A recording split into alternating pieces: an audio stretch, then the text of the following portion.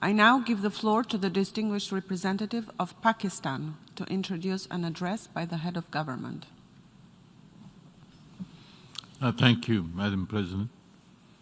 Madam President, I have the honor and privilege to introduce the pre-recorded address of His Excellency Mr. Imran Khan, Prime Minister of the Islamic Republic of Pakistan, to the 75th session of the General Assembly. Mr. President, Secretary General, Excellencies, ladies and gentlemen, I'm honored to address the United Nations General Assembly once again. I congratulate His Excellency Mr. Volkan Bozkır on his election as the President of the 75th session of the General Assembly. We also appreciate the skillful leadership of the outgoing President, His Excellency Tijani Mohammad Bande, especially during the COVID-19 crisis. We commend the leadership of the Secretary General in these extremely turbulent times. Mr. President, since my government assumed office, our consistent effort has been to fundamentally transform Pakistan. We envisage Naya Pakistan to be modeled on the principles of the state of Medina, established by a holy prophet, Muhammad sallallahu alaihi wasallam. A just and humane society where all government policies are directed at lifting our citizens out of poverty and creating a just and equitable dispensation. To achieve this goal, we need to have peace and stability.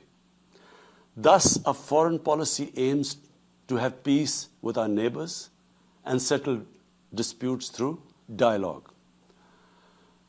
Mr. President, the 75th anniversary of the United Nations is an extremely important milestone, as this is the only body in the world that can help us achieve our goals of peace and stability in our neighborhood. This is also time for us to reflect whether, as the United Nations, we have been able to realize the promise we collectively made to our peoples.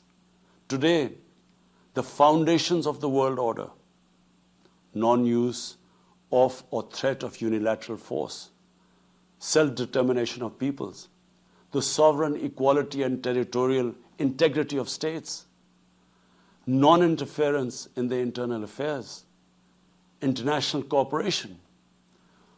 All these ideals are being systematically eroded. International agreements are being flouted and set aside.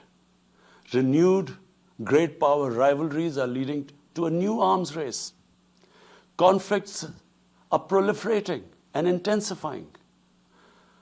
Military occupation, illegal annexations are suppressing the rights of human beings to self-determination. According to the respected professor Noam Chomsky, mankind is at even a greater risk than it was before the First and Second World Wars in the last century. And this is because of the threat, increased threat of nuclear war, climate change, and sadly the rise of authoritarian regimes. We must come together to prevent such a catastrophe. We believe that the driving force in international relations must be cooperation in accordance with the principles of international law and not confrontation and force.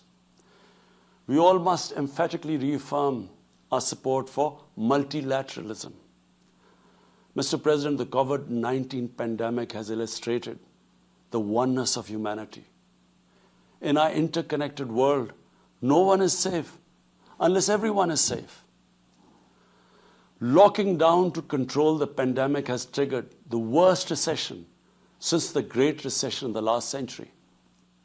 This has hit the poorest countries the hardest, as well as the poor in all the countries. In Pakistan, we realized very early on that if we imposed a strict lockdown, the type that several affluent countries had imposed, we would have more people dying of hunger than the virus. Therefore, we adopted a policy of smart lockdown. While concentrating on the hotspots, the virus hotspots, we opened up our agriculture sector immediately and then followed it up by the construction sector, which employed most of the people.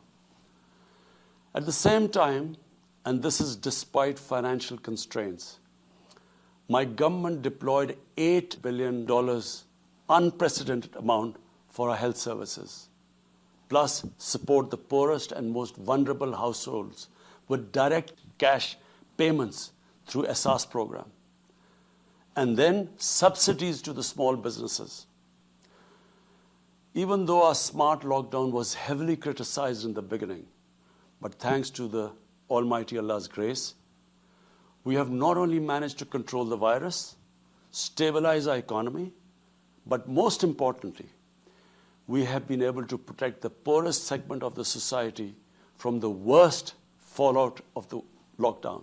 Today, Pakistan's response is cited among the success stories in controlling and responding to the pandemic. However, we are still not out of the woods, like no country is out of the woods today. But, Mr. President, it was obvious from the outset that developing countries would need fiscal space to respond to and recover from the COVID crisis. Debt relief is one of the best ways to create that fiscal space for developing countries. Therefore, in early April, I called for a global initiative on debt relief. We appreciate the G20's official debt suspension initiative and the emergency and rapid financing offered by the IMF, World Bank, Asian Development Bank, and UN agencies. This, however, is not going to be enough. The IMF has estimated that developing countries will need over $2.5 trillion to respond and recover from the crisis. The official debt suspension will need to be extended and expanded. Additional debt relief measures will also be needed. Development banks should ensure adequate financial inflows. Rich countries have generated over $10 trillion to finance their own response and recovery. They should support the creation of at least $500 billion in new special drawing rights for the developing world. Mr. President, in my address to the General Assembly last year, I had highlighted the tremendous damage that illicit financial flows from developing countries to rich countries and to offshore tax havens cause. This leads to the impoverishment of the developing nations. Money that could be used towards human development is siphoned off by corrupt elites. The loss of foreign exchange causes currency depreciation. That in turn leads to inflation and poverty. The quest for getting back these stolen resources is nearly impossible, given the cumbersome procedures. Moreover, the powerful money launderers have access to the best lawyers. And sadly, because they are the beneficiaries, there is a lack of political will in the rich countries to curb this criminal activity. Mr. President, if this phenomena is unaddressed, it will continue to accentuate the inequality between the rich and the poor nations, and eventually will spark off a bigger global crisis, a far bigger global crisis than the present migration issue poses. The rich states cannot hold forth on human rights and justice when they provide sanctuary to money launderers, to their looted wealth. There are robust anti-money laundering and anti-terror financing regimes. I call upon this Assembly to take the lead in efforts to build a global framework to stem the illicit financial flows and ensure speedy repatriation of stolen wealth. It is important to realize that the aid that flows from rich countries to the developing world is minuscule compared to the massive outflows by our corrupt elites. Mr. President, this year, I must again reiterate the threat posed to mankind due to climate change. Unprecedented fires in Australia, Siberia, California, Brazil. Unprecedented floodings in various parts of the world. Record temperatures, even in the Arctic Circle. This should make all of us worried for our future generations.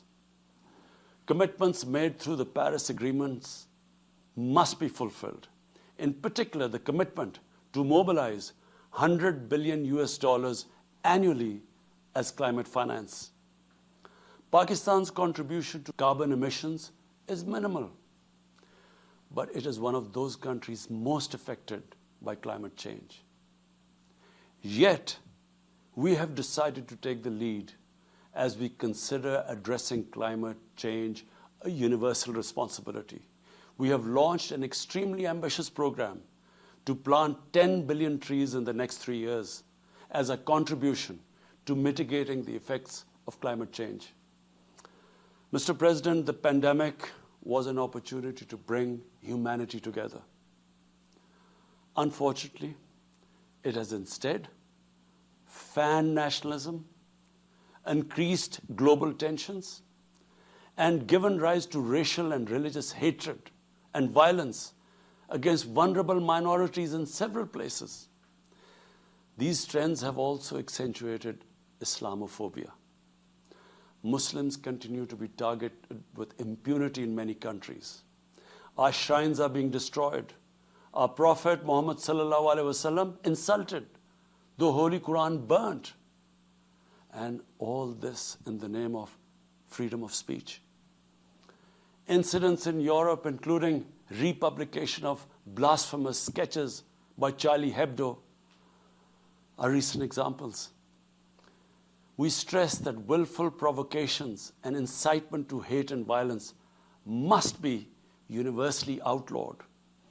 This assembly should declare an international day to combat Islamophobia and build a coalition to fight the scourge that splits humanity. Mr. President, the one country in the world today where I'm sad to say the state sponsors Islamophobia, and that is India. The reason behind this is the RSS ideology that unfortunately rules India today. This extremist ideology was founded in the 1920s. The RSS founding fathers were inspired by the Nazis, and they adopted their concepts of racial purity and supremacy.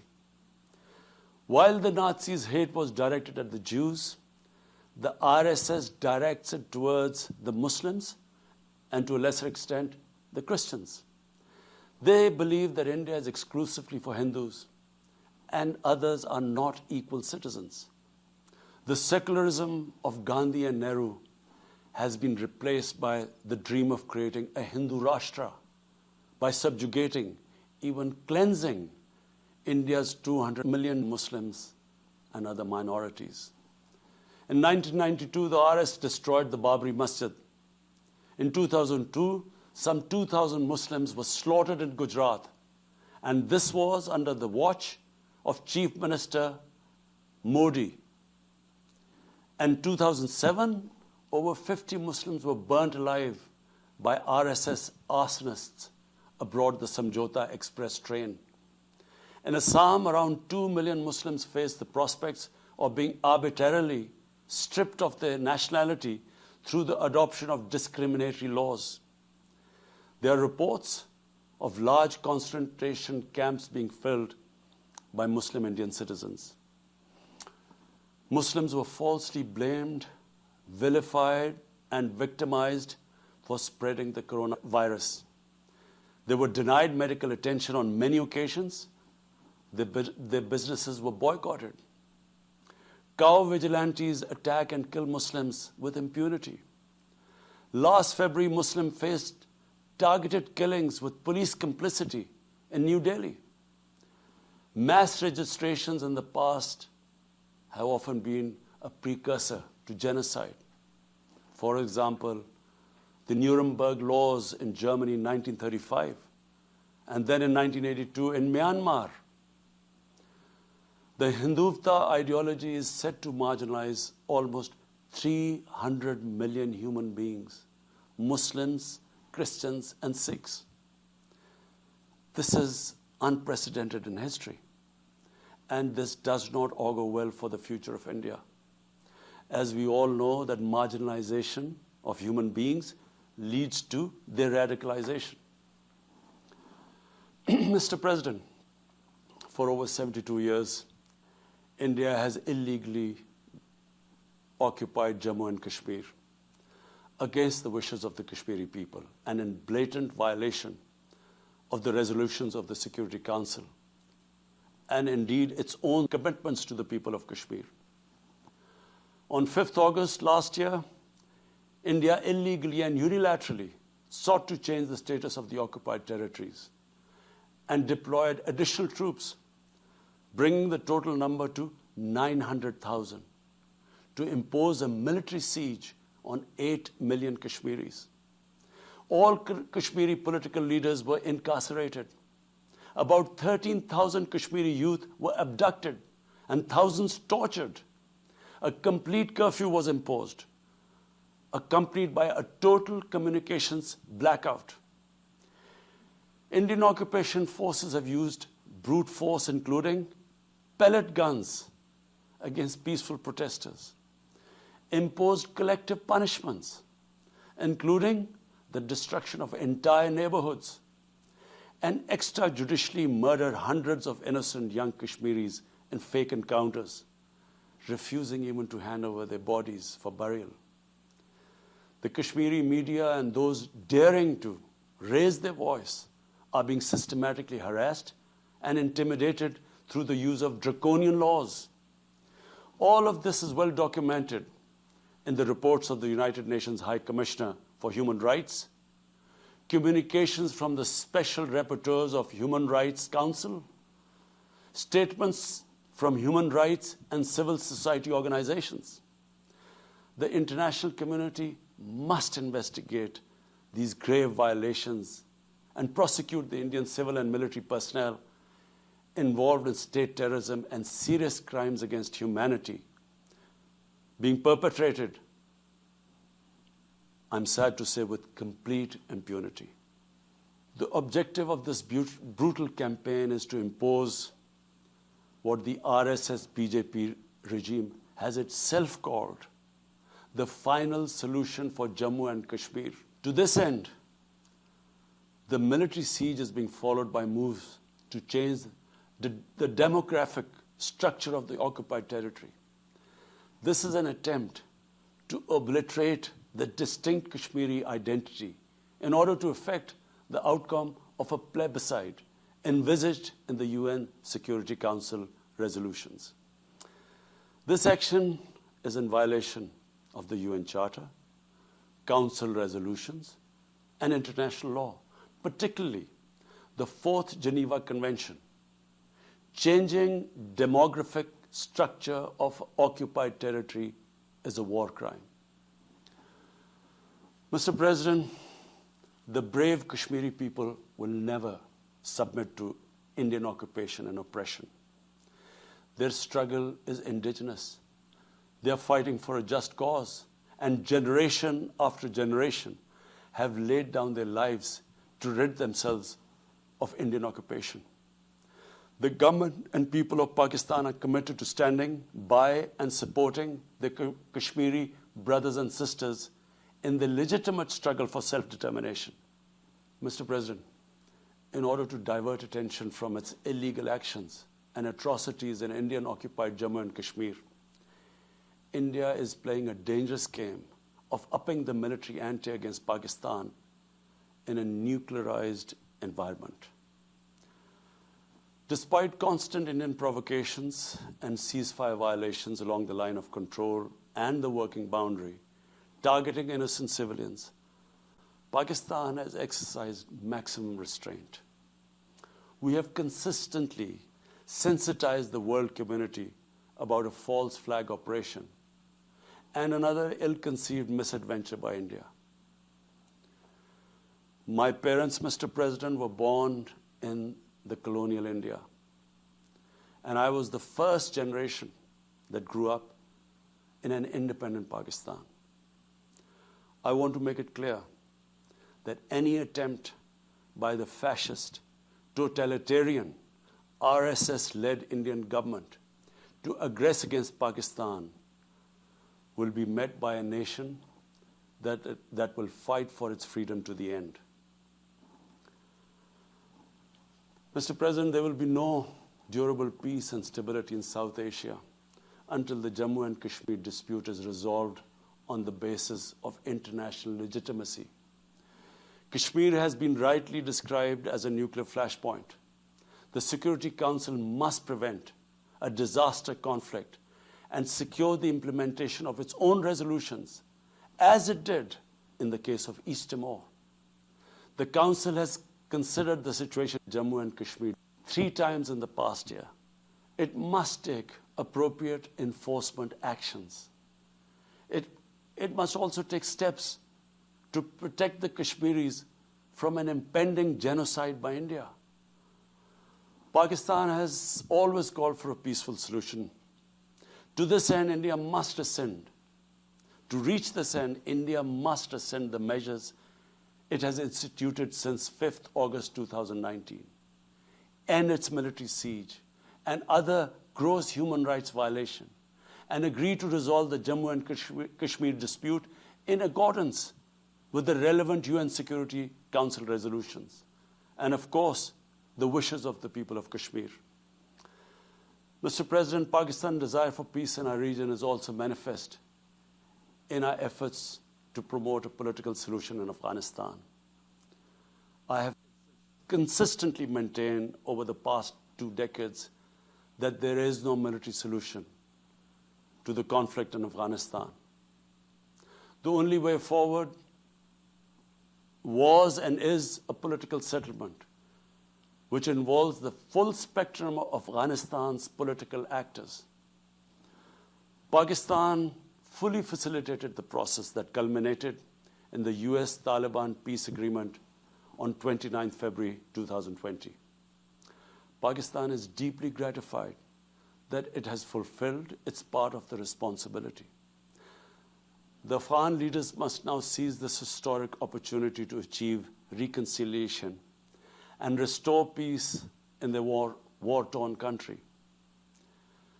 Through the intra-Afghan negotiations that commenced on 12th of September, they must work out an inclusive, broad-based, and comprehensive political settlement. The process must be Afghan-led and Afghan-owned, and without any interference or outside influence. Early return of Afghan refugees must be part of this political solution. After almost 2 decades of war, it is imperative not to allow spoilers within and outside Afghanistan to subvert the peace process.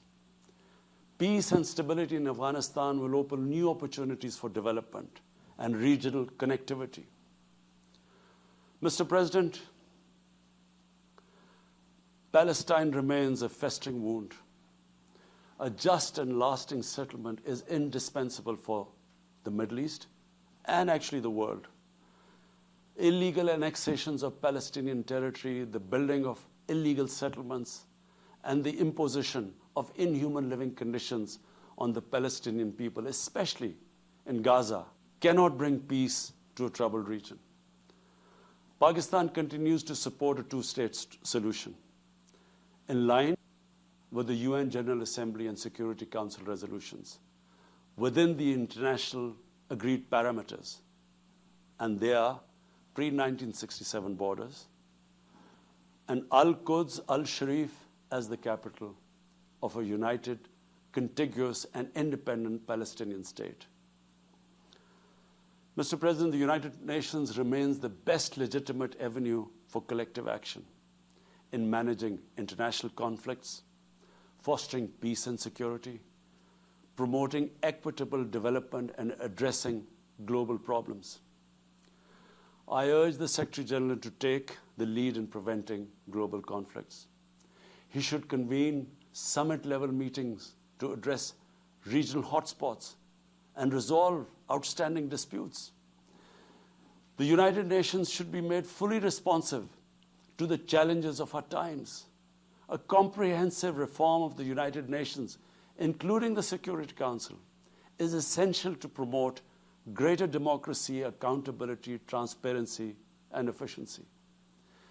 Pakistan will continue to participate actively in this process and endeavor with other member states to build a world where conflict is outlawed and equitable prosperity for all pursued in conditions of peace and security.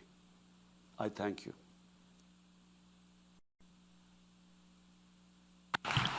On behalf of the General Assembly, I wish to thank the Prime Minister of the Islamic Republic of Pakistan for the statement just made.